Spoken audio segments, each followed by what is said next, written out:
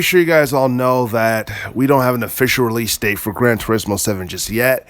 Right now, it is expected to appear sometime during the third or fourth quarter of 2021.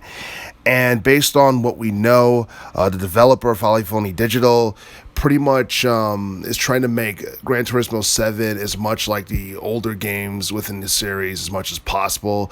The games like Gran Turismo 4, 5, and 6, they're trying to bring back that kind of gameplay and basically that type of feel with Gran Turismo 7. And, you know, Gran Turismo 7 is a game that people have been waiting to see since Gran Turismo Sport came out back in 2017. I believe that game had VR compatibility. So for those who actually bought the game, you were able to play that using a virtual reality headset. And as far as whether or not having a virtual reality compatibility for Gran Turismo 7 will help the game in terms of sales or make it a bigger attraction than what it appears to be right now, that remains to be seen. In fact, we have no idea whether or not there's going to be a VR feature for Gran Turismo 7. There's really been no mention of it. And if the developer is trying to go for a classic feel, similar to that of the older games within the Gran Turismo series, to be better off if it didn't have virtual reality.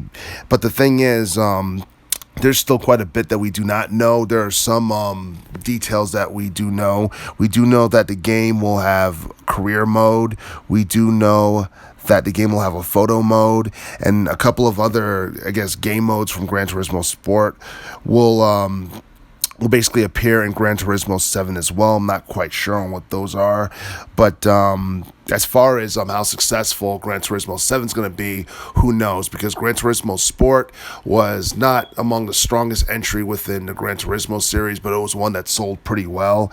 In terms of sales, I believe Gran Turismo Sport reached at least 8 million in sales, and I believe that was reported back in the summer of 2019.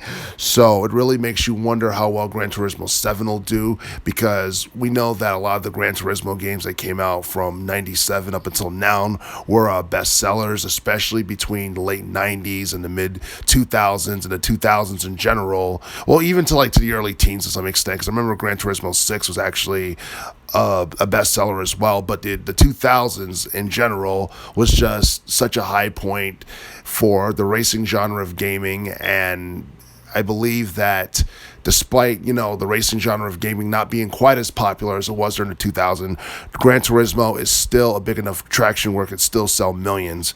I don't think the PlayStation VR or the VR2, which is supposed to come out for the PlayStation 5, I don't think it's necessary if Falifoni Digital wants to go back to the older style of gameplay from the PlayStation 2 and the PlayStation 3 and all that stuff. But if we did get VR capability for Gran Turismo 7, that'd be pretty interesting, and it would probably do nothing more than just add to the overall gameplay experience.